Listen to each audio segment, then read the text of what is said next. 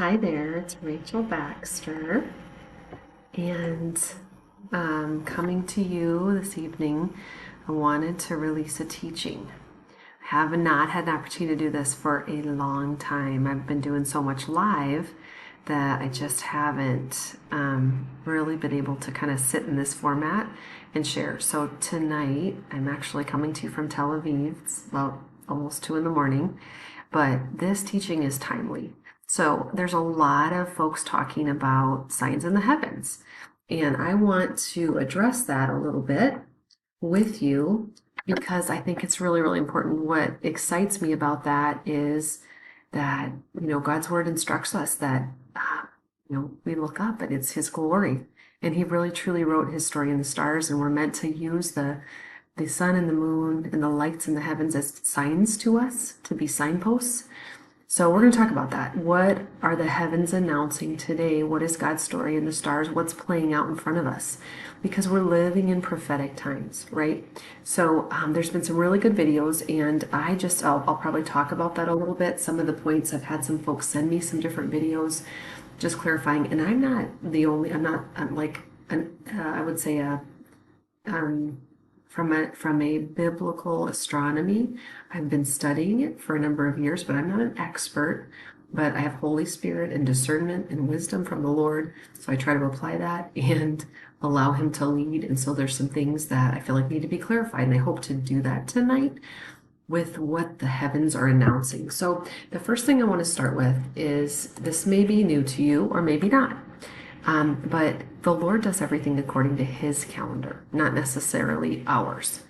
And so if we're only following a Gregorian calendar that starts in January and ends in December, we can miss important things God's doing. So it's very important. What I've learned in my walk with him is that we pay attention to especially the timing of the spring feasts of God and the fall feasts of God. These appointed times that happen in our spring season and fall season. So in the spring season, there's what's we know Passover, unleavened bread, and first fruits Pentecost. Okay, so Jesus came and he, excuse me, perfectly fulfilled to the moment in time those first feasts, the first three feasts, and then the fourth was Pentecost, where Holy Spirit was given. The scriptural references are down below. I didn't create this graphic. I just liked how it was laid out. And then the fall feasts of God, the fall appointed times of God. So we've got trumpets, atonement, and tabernacles. And so we are entering in to those. And I'm in Israel right now because the Lord had said to me in the spring, he said, you will be in Israel for the fall feasts. So I know God, it matters to the Lord. It matters to him.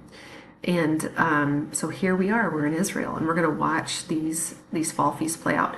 What they are is they're rehearsals. They're like dress rehearsals every year for the coming. And so they were dress rehearsals, those spring feasts. And then when Jesus actually came, he fulfilled them. So we're watching when he comes again at the time of the end, he's going to perfectly fulfill to the moment. So it's important to have an understanding of his timing, okay? So I'm going to give you a couple of calendars because there's still some complexity in this. How do we know when the first day of the 7th month begins for it to be Rosh Hashanah? So for the traditional Jewish calendar, okay, and I got this reference from Chabad, and that they're saying that trumpets would begin basically on sunset of Wednesday, October 2nd. So really Thursday, October 3rd, which is coming up this week. As I'm coming to you right now from Tel Aviv, it's October 1st. So on Thursday, October 3rd, would be the first day of the 7th month, according to the Chabad calendar. Yom Kippur, Day of Atonement, 10 days later, the 10 days of awe, would be on, really on Saturday, October 12th. The Hebrew day starts in the evening and goes till the sunset to sunset, okay? And then Sukkot, or Tabernacles, is going to be 5 days later. So that's according to the Hebrew calendar. There's another calendar that the Lord has drawn my attention to over the last few years, and this is a calendar that was found in Qumran. It's associated with the Essenes. They were a devout people of God.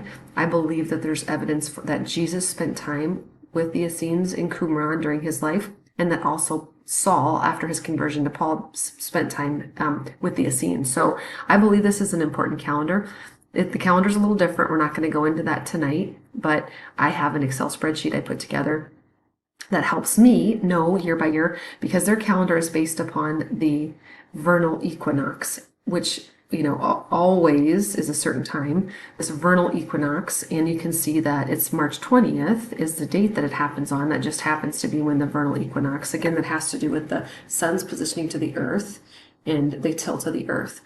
And then it's always, the Essenes calendar for God's calendar always starts the Wednesday after that vernal equinox. So in 2024, that would have been March 27th. So if you look ahead to the 7th month, trumpets, the timing would be Wednesday, September 25th. So according to the Essenes calendar, the 7th month first day already happened a few days ago. It actually happened last week from when the timing of this recording is, and that we would see the 10 days later, atonement would be on October 5th. And then Tabernacles October 10th. So just letting you know, like, that's the Essenes calendar. So, but what we do know for sure is it's the timing of the fall feasts. Okay, so we can know that. So I'm going to give you just a quick reminder. Again, if you're new to my channel, you're new to following astronomy, which is the study of the stars according to the Bible, according to God's word, according to God, the creator of the universe, not according to astrology, which is the twisting that is done by the enemy, because he can't create anything on his own. So just kind of a quick review on the timeline that would have, like, things we've already seen be fulfilled recently, in recent times. So obviously I'm an American, back on August 21st, 2017, we had the first great American eclipse over our country. Then now this past spring, we saw the second one 6.5 years later. It was like a bookend. It made an X across our country. And I believe that this was these two eclipses were very significant. I believe the first was a warning, and the second was a declaration that judgment will come to America, the nation of America, for falling away from the Lord, from not following him, from not following his ways, for being an idolatrous people that do not follow the one true God.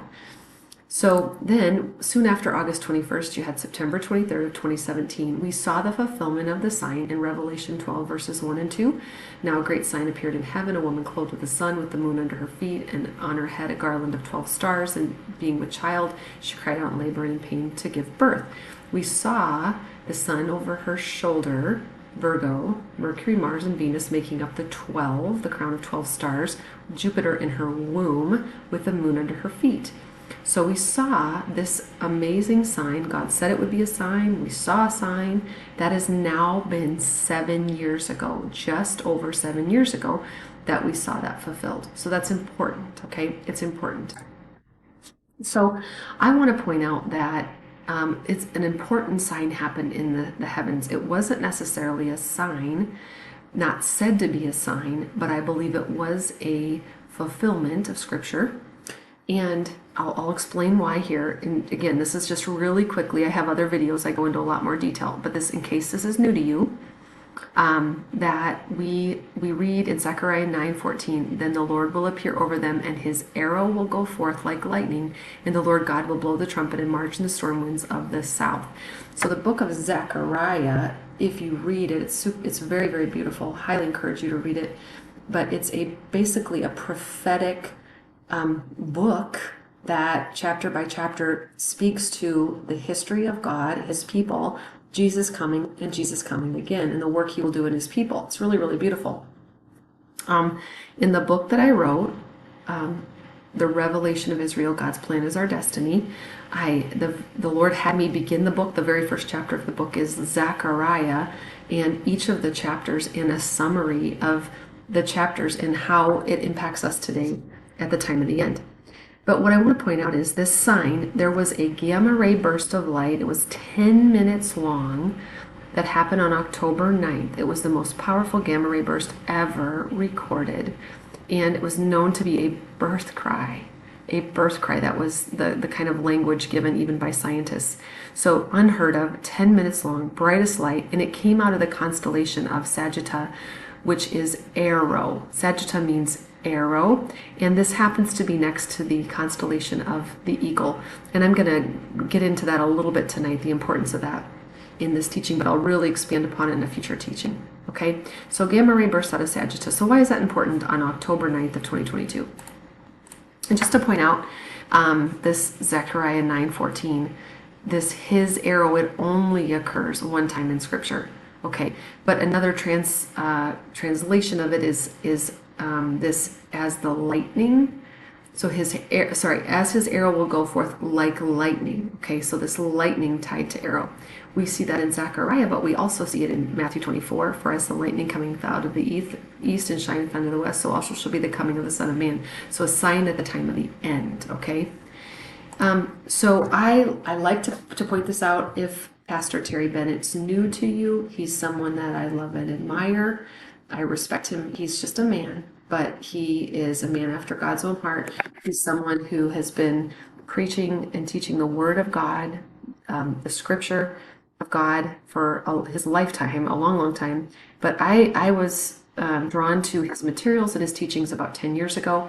And I learned from Terry that he had had angelic encounters where the angel Gabriel had spoken to him, and that he's had encounters with Jesus where Jesus has spoken to him. So to me, because I can look at the fruit in his life and see that the word that he speaks forth is according to Scripture, and that the prophecies he's given have bared fruit, he's someone that's trustworthy to me. So he has spoken that, and as I've been kind of watching this unraveling, on April 2nd of 2022, he had a visitation from the Lord, was before Passover, pointing to that Jesus had taken the scroll, that the Lamb of God had taken the scroll. And he was shown by the angel Gabriel that on October 5th of 2022, 4 days before the gamma ray burst, which happened to be the Day of Atonement that year according to the Chabad calendar, the traditional Jewish calendar, that the first seal had been opened, that rider on a white horse that has a bow, okay, but no arrows, the arrow that went forth, okay. And so I have a copy of some of here, just showing here where you can find those recorded words. And then what happened is that so again, Terry said the angel Gabriel came to him on April 2nd and told him and showed him that Jesus had taken the scroll. That was the spring feast of the Lord. Then at the fall feast of the Lord, Terry stated and repeated emphatically that the angel Gabriel told him that the first seal of Revelation 6 had been opened by Jesus on October 5th, just before the gamma ray burst. So then Terry said that Jesus appeared to him leading a red horse that charged at him, but Terry stood his ground. The red horse, the second seal, was released on Saturday, April 8th, 2023. Which was the timing of the spring feast. And I happened to be in Israel at that time. I was in Jerusalem that day when that happened. I was able to be here for the spring feast of the Lord in 2023. And here I am, I'm in Israel for the fall feast of the Lord in 2024. So the first seal, the white horse conquering, the second seal, the horse of war. Okay, so what did we see then in last fall on October 7th? Israel was attacked and has been in a state of war ever since. They are now, while we're here, in a state of war, right? We also know that there's war happening with Russia and Ukraine and all of the proxies, all of the other parties that have gotten involved, including the United States of America and NATO in that war. Okay, so other signs, again, in case you're new, I had an angelic visitation on both in January of 2016 and then January of 2017. The same angel came and stood before me. I believe his job, he is the angel of death. He's not a bad, scary angel. He's an angel of God, but that's his job. And we see him in Scripture, the angel of death. He was the angel that passed over. I've just been led to believe that that's who it was in his job. But he came, the first time he came, the Lord spoke to me and said, I'm raising up the Josephs. The date the famine begins is January 16. I now believe that's January 16, 2025. And that is because when the angel came the second year, and he spoke to me and said, woe to the inhabitants of the earth. You've been called to see that which is coming on the earth. Tell them what is coming. I saw an open vision. In the open vision, I saw a V coming down from heaven. I saw 2 coins coming in, one from each side. I was then called up into the heavenlies, and I had another experience, which I'm not going to go into, but I'll talk about in a future teaching, and I've talked about in the past. So in this experience, I saw a V. So what I want to point out to you is that on the timing of the second eclipse on April 8th of 2024, so that just happened this past spring, which was during the spring feast of God, that all 7 planets, there's only 8, Earth is the 8th, all 7 planets were in the heavens. If you were in Jerusalem and facing east, you would see all 7 planets lined up as if pointing towards Taurus. And I'll explain to you why that's important. But that sign in the heavens has never happened before, and it will never happen again in recorded human history, which is, I believe, 6,000 years. If you could look down, what you would see is this. On April 8th, you would see Earth, the moon opposite, because there was an eclipse, right? So it's the moon's between the sun and us, and you would see the other planets as if they were in a V, the shape of a V in the heavens, okay? So I believe this was the fulfillment of the V that the Lord showed me, that the open vision that I had. And that's why I believe that the date the famine begins is January 16, 2025. It would come after the fulfillment of the sign. This sign was actually in the heavens from January through May, but it dissipated after that. The date that it was the closest, in the closest formation of a V, was actually in May, before it subsided. So I'm going pretty fast, but if this is interesting to you, I have prior teachings that go into that a lot more if you really want to understand. So this is just laid out a little bit differently, but I just went through these signs. So I had said that Taurus matters. So why does Taurus matter? I believe today, I'm going to say this just briefly, that Taurus is the constellation that points to the ox, that is the ox. It is the sign of the tribe of Joseph, of Ephraim and Manasseh. It is the sign of specifically Manasseh, who was a part of the northern kingdom of Israel, of the house of Israel. And it has to do with the Gentile, the nations. The Hebrew word for nations is it was just translated as Gentiles, but it really just means nations. It doesn't mean non-Jew. And so I'm going to go into, this came from the book called The Witness of the Stars. The sign Taurus, the bull, Messiah, the coming judge of all the earth. The picture is that of a bull rushing forward with mighty energy and fierce wrath, his horns set as to push his enemies and pierce them through and destroy them. It is a prophecy of Christ, the coming judge and ruler and Lord of all the earth. Now, this book was written in the 1800s. So this book, I love it because it's, to me, lost understanding of the constellations that God himself named, what they mean, and what his story is declaring, okay?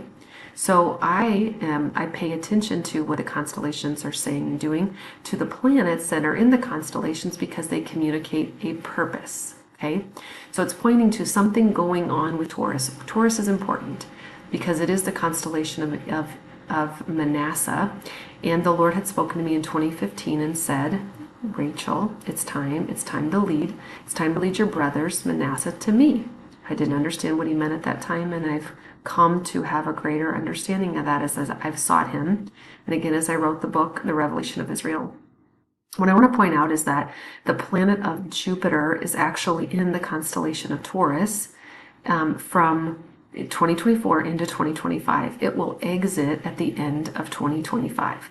So because it goes through and then it goes in retrograde, it goes backward motion. It looks like it's backward. It's just the relationship of the Earth to the constellation into Jupiter, but that it will look like it stays in the constellation of Jupiter for a 1.5 year period of time, which is significant. So that tells me Jupiter, the king planet, Zodiac, in this constellation at the time of the end. It won't happen again. Jupiter's got an orbit that's longer, so it will not happen again in the next number of years.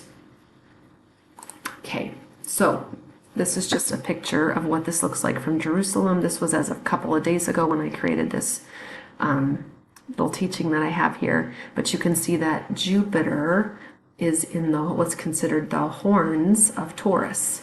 Okay, and that the planet Uranus is actually on the backside of Taurus, the bull. Okay, and just pointing out here too, just the constellation of Orion and Betelgeuse. We'll talk about that in a little bit. There's some exciting stuff happening right here.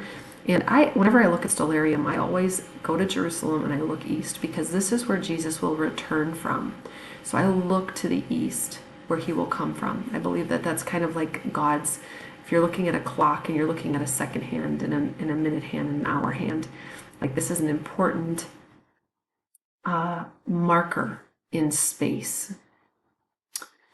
So interesting things to call out about Jupiter being in the horns. And there was a great video done by some folks on October 9th, and as October 9th as being a watch for the rapture. What I want to say is that the Lord is not going to take us off the planet. He's not going to take us out of tribulation. We're going to go through tribulation and great tribulation. Now, we have not been appointed to wrath, so we will not go through wrath. I believe the Bible is very, very clear about that. But God's going to keep us on the planet. He's going to keep us in the earth, his remnant, to be refined and sifted, prepared to be the bride without spot or wrinkle until the time of Jesus, until he comes at the fall feast, timing the last trump, when he comes to meet us in the air, the dead first, and then those that are alive will meet him. So it couldn't be clearer to me. So I just want to call that out, as I'm not watching for a rapture on October 9th. I think there are some important things happening in the fall right now and in the signs in the heavens that can give us an understanding of what's going on. But I did like, several things I heard in terms of some of the watch, the clock, the prophetic clock. When, things like Israel was formed as a nation and things like that. So what I appreciated too is they called out Pleiades, which is the Pleiades are part of the constellation of Taurus, and that they point to the 7 churches in the book of Revelation, the 7 stars or the 7 angels of the 7 churches. And I'm in agreement with that. I think that's really, really good to call that out. Kind of Uranus, what is Uranus communicating in Taurus? That it only is in Taurus and in this position close to the Pleiades every 84 years. And that Uranus as a planet is known as the depiction of heaven or the vaulted expanse. Okay, so we're looking to the heavens. Taurus is one of the 4 beasts. It's the ox or the bull. That's called out in Ezekiel 1 and then 10, and then also Revelation, the book of Revelation. The horns of Taurus are known as the golden gateway of the ecliptic, and all the planets pass through this each year, which is really, really amazing to me. A door is open with Uranus in Taurus. So what it's talking about is that Uranus being in Taurus, there's a call out, this open heaven, this vaulted heavens, this depiction. Then the king planet Jupiter, which is also known in Hebrew as Zadek, that Jupiter is in Zadek, and that Jupiter, the planet Zadek, is in Taurus. The king is in Taurus. So it's like pointing. It's pointing to the importance of Taurus. And that Jupiter will appear to stand still on October 9th and go backward until the spring of 2025. And this only happens every 82 years. Sorry, every 42 years. So really some interesting things about Jupiter and the sign there. So those are things that are happening right now or that have been fulfilled. So what are things I'm watching for? And I'm, paying attention to, as well as a lot of other folks at this point. I want to go through 3 specific things that are like changing in the heavens. So the first is the comet Atlas. And there was a comet that was discovered recently in the last couple of years. It's going to have its closest approach to Earth on October 12th, as it's near Virgo. Then it will move through Serpens and into Ophiuchus on October 28th. So I'm kind of showing there Serpens, and Ophiuchus is the man like holding, restraining the serpent while its head reaches for the crown, right? So it's a picture of the devil and him reaching for that kingship that will never be his.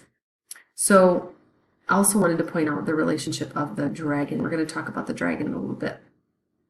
So this is the constellation of Ophiuchus as a restraining force to the serpent reaching for the crown. So there'll be a light that will come through from Virgo and come through. This comet will come through. So it's pointing to this story of what this is and what this means. And I just want to read just really briefly about serpents and Ophiuchus, and as we read in the Witness of the Stars from Bullinger. So here Serpens, the serpent is seen struggling vainly in the powerful grasp of the man who is named Ophiuchus. In Latin, he is called Serpentarius. He is at one and the same moment shown to be seizing the serpent by his 2 hands and treading on the very heart of the scorpion marked by the deep red star Antares.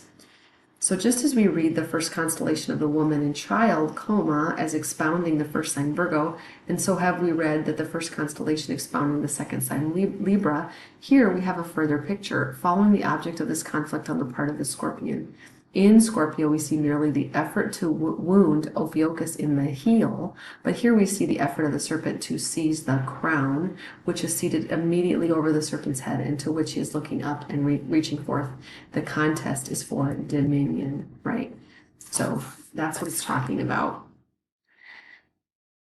So I'm going to go on, and so I guess just to be clear, I don't believe that we can draw a conclusion from the comet Atlas going through from Virgo through Serpens and Ophiuchus that that there's any rapture imminent or anything like that. But I think it's important to look up and see what events may transpire on those days as the comet is moving through the heavens, because God does use the signs and the stars.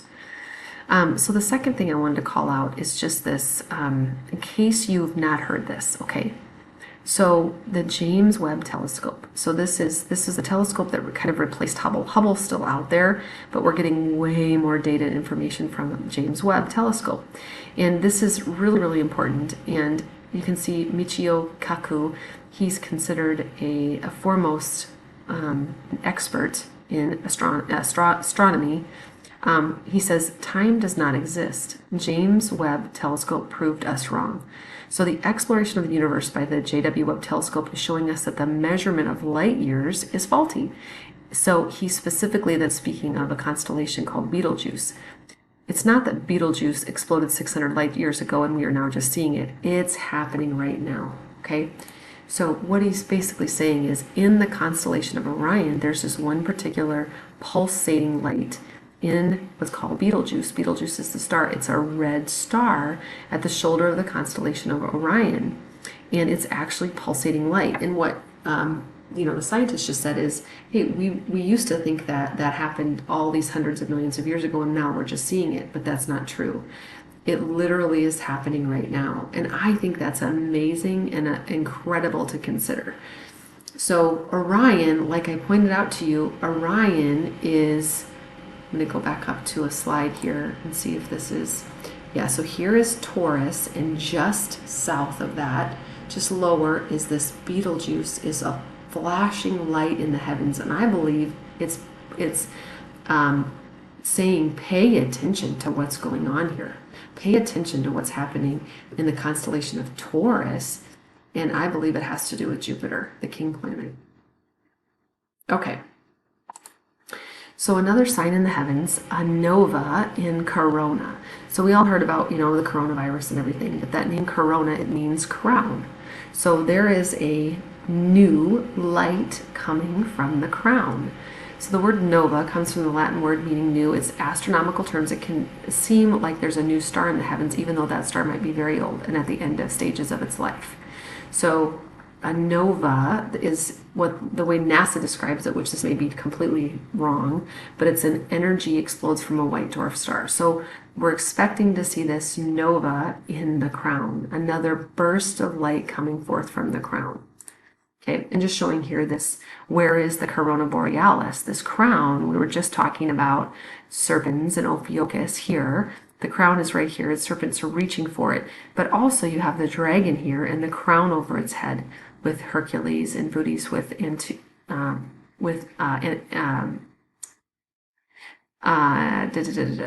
Arcturus. Okay, so just kind of showing you that, getting the lay of the land in terms of the constellations. So this star, this nova, so what is it? So there's folk, this has kind of been out there, and I read this and I thought this was very, very interesting. So again, in the Old Testament, there is a concept of, or a call out of a star. And literally it's saying a star will come out. So let me read this. Numbers 24:17. I see him, but not now. I behold him, but not near.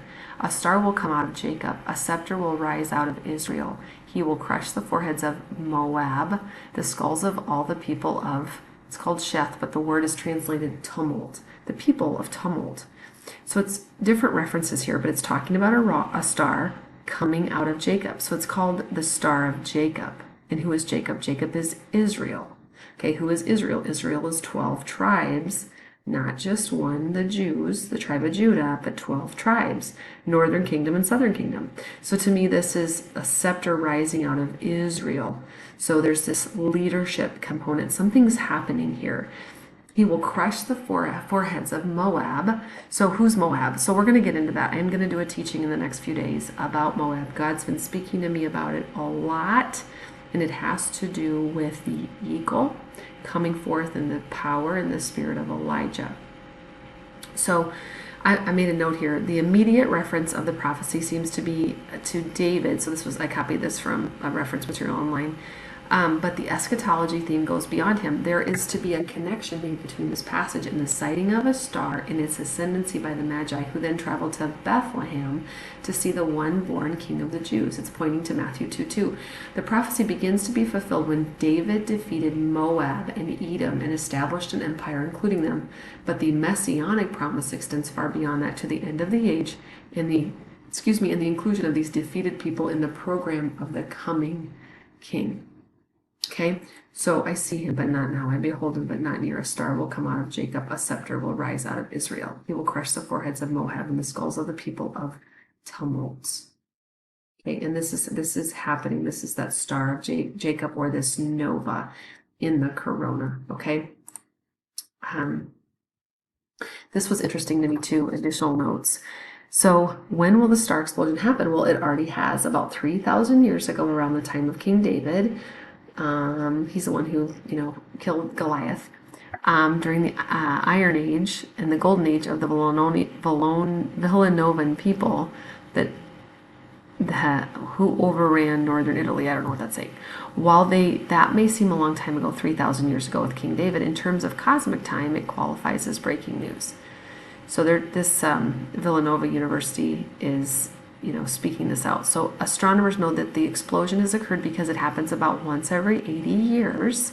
And so again, it's interesting, 80 years, which since the duration of a generation is 70 years, and if by grace, 80 years. And looking backwards on programs like Stellarium, so this has happened about every 80 years. So this is the nova, kind of this new star, not to be confused with a self-destructing supernova, was last observed in 1946.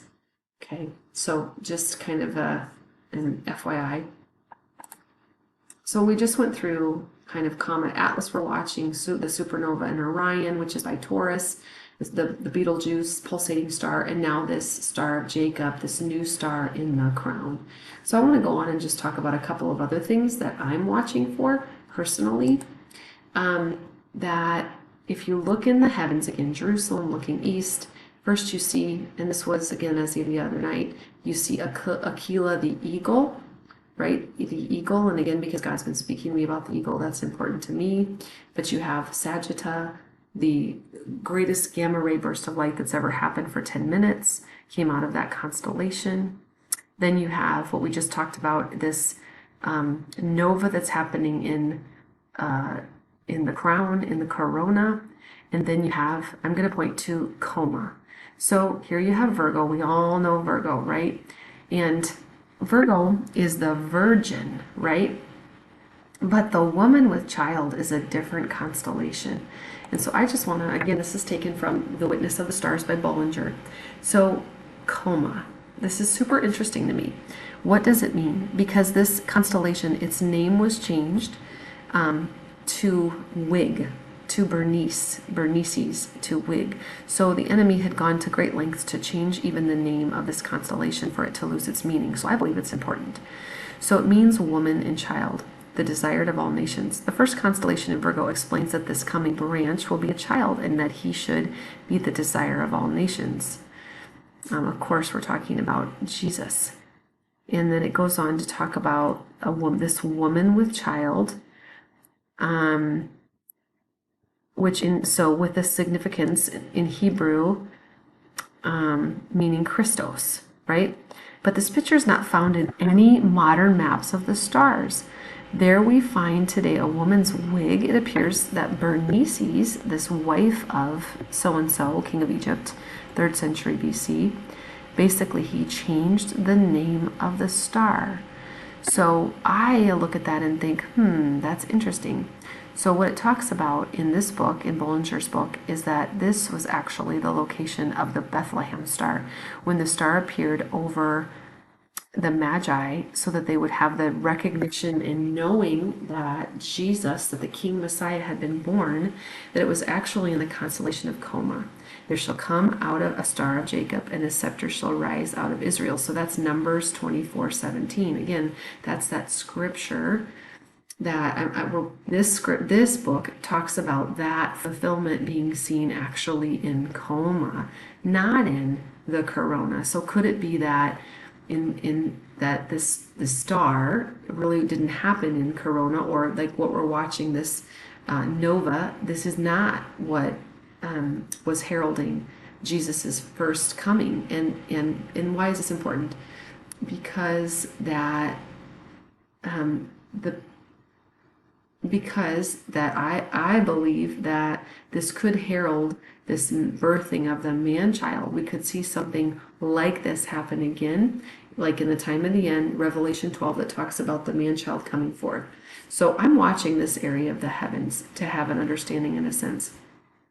I'm also circling here just kind of the position of the dragon compared to the woman with child.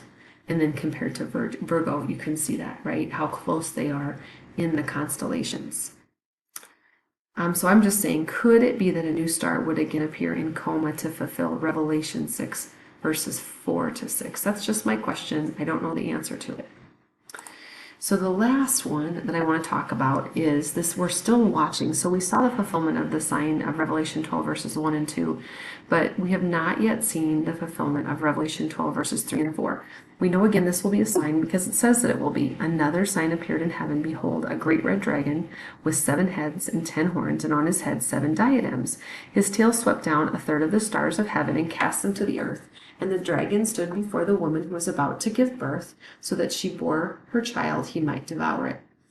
So my hypothesis is, I've heard other folks talking about that the dragon is actually going to come out of serpents, and it has to do. One of the reasons is that it has a red dwarf planet, and this whole like great red dragon, and then additional stars coming and being seen, being visible, could be what points to the 7 heads and 10 horns in serpents and Ophiuchus. As I've read and studied, my hypothesis at this point, and I could be wrong, is that it will actually be out of the dragon Draco, out of the constellation of Draco. And some interesting things about Draco. It spans 120 degrees, or 1/3 of the sky. There's scripture that talks about it, 1/3 of the angels will fall.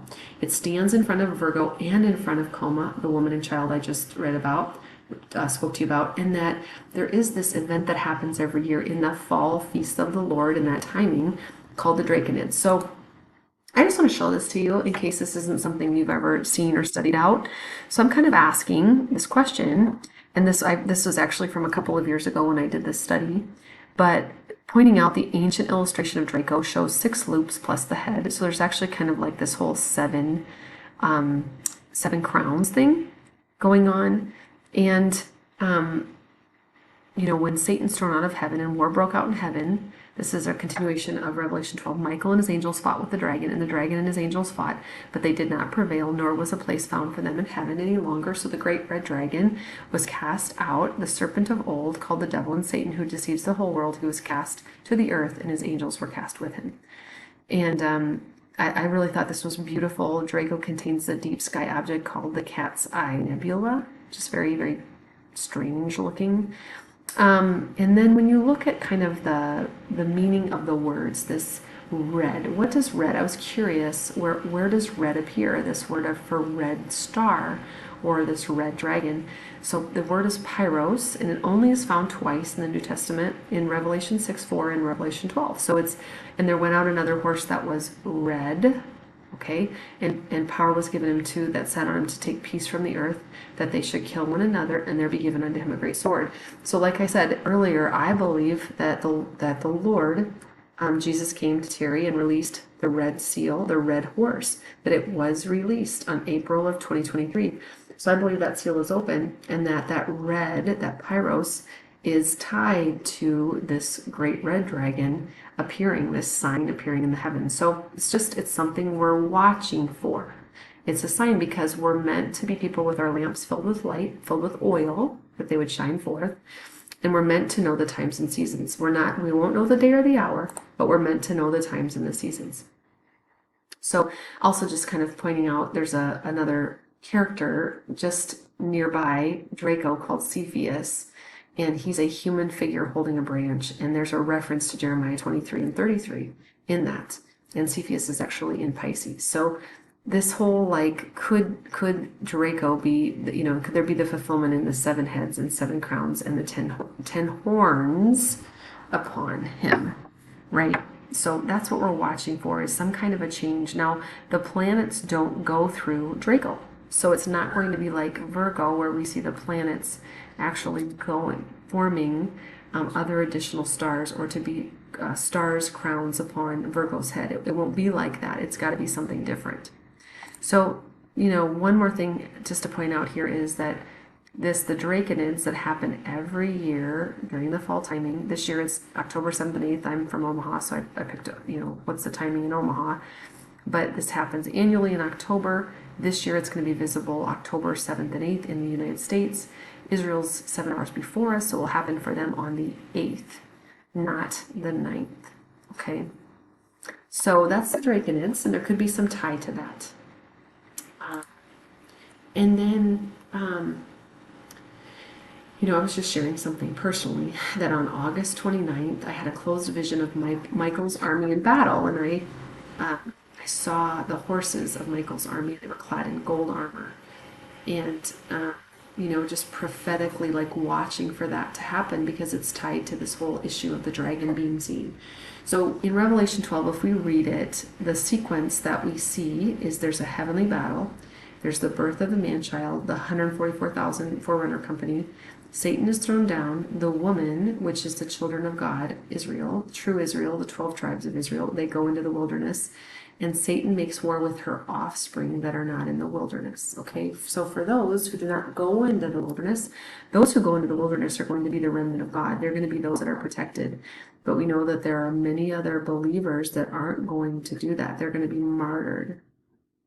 So I'm just going to go down to verse 13. And when the dragon saw that he'd been thrown down to the earth, he pursued the woman who had given birth to the male child. But the woman was given 2 wings of the great eagle, that she might fly from the serpent into the wilderness, the place where she is to be nourished for 3.5 years. Okay, so this issue of the eagle, and I'm pointing to that because I'm going to do a teaching. The next teaching I do is really going to be honing in on this whole issue of the eagle, because the Lord's been speaking to me about it. It's very important to his heart. So kind of this last thing here is just talking about Draco the dragon with his tail wrapped around Ursa Minor, falling away from the sides of the north. In verse 9, we're told who the dragon represents. The great dragon was cast out, the old serpent called the devil and Satan, who deceives the whole world. He was cast into the earth. And then in Isaiah we read, how art thou fallen from heaven, O Lucifer, son of the morning? How art thou cut down to the ground, which didst weaken the nations? For thou hast said in thine heart, I will ascend into heaven. I will exalt my throne above the stars of God. I will sit upon the mount of the congregation in the sides of the north. This coveted position, sitting above the stars of God and above the mount of the congregation, is the position of Cepheus, the celestial king. Cepheus sits just above Ursa Minor and has his left foot upon the north star in its tail. Ursa Minor then is a representation of the stars of God in the congregation. But these stars of God have now fallen along with the dragon who is drawing them down to earth with his tail. And some of that was taken from the book of Revelation and from the Mazzaroth, the signs of the Hebrews, this book, the Mazzaroth. So I'm going to end this teaching here, but I wanted to use this to clarify a little bit, to give a little bit of understanding for folks. Again, I'm not an expert in a lot of topics. I'm not a theologian in any shape or form. I'm not a pastor, but I'm someone who loves the Lord. I'm a daughter of the King and the Most High. And he does speak to me, and I do hear his voice. And there's matters like the signs in the heavens that he's caused me to have a desire in my heart to read and to learn about and understand. And then my heart's to teach and to share, because these are the things of God. And just like Jesus was only did what he saw the Father doing, that's our heart today, that we would only do what we see the Father doing. So I thank you. I bless you. Thanks so much for watching this teaching. And I look forward to connecting with you guys again. Thanks so much.